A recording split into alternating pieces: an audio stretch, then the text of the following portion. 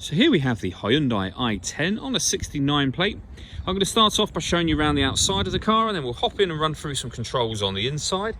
But from the outside, you can see it's a 5-door car. Let's start off inside the boot and then work our way around the rest of it from there.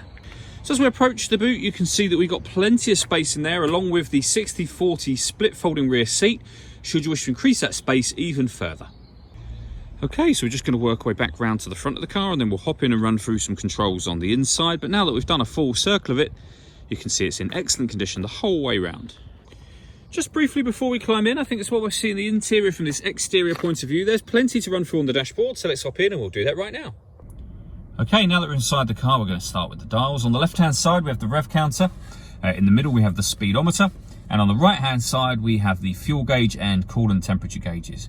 Also in the middle, you can see the total miles for this car, which are 3,081. The information displayed above that can be changed using buttons on the steering wheel for various different bits of trip computer information. Back round to the beginning again eventually.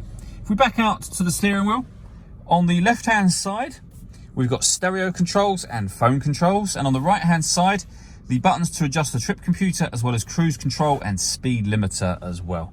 Over in the centre, we have the stereo for the car. So that button turns it on and does your volume.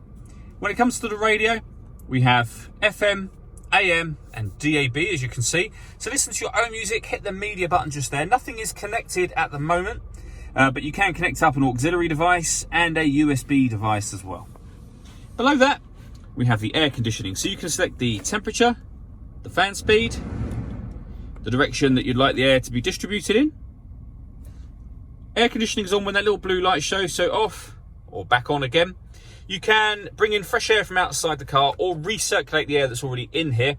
That's a great way of heating it up or cooling it down quickly, depending on the temperature you set over on this dial here, of course. Under that, we have a 12-volt charging socket, as well as the auxiliary and USB inputs that I mentioned a moment ago. And then finally, a 5-speed manual gearbox. All that leaves me to say is thank you for taking the time to watch this video. If you'd like to come and see the car in person and have a test drive, please feel free to call any of our MJA sites. We'd love to hear from you soon.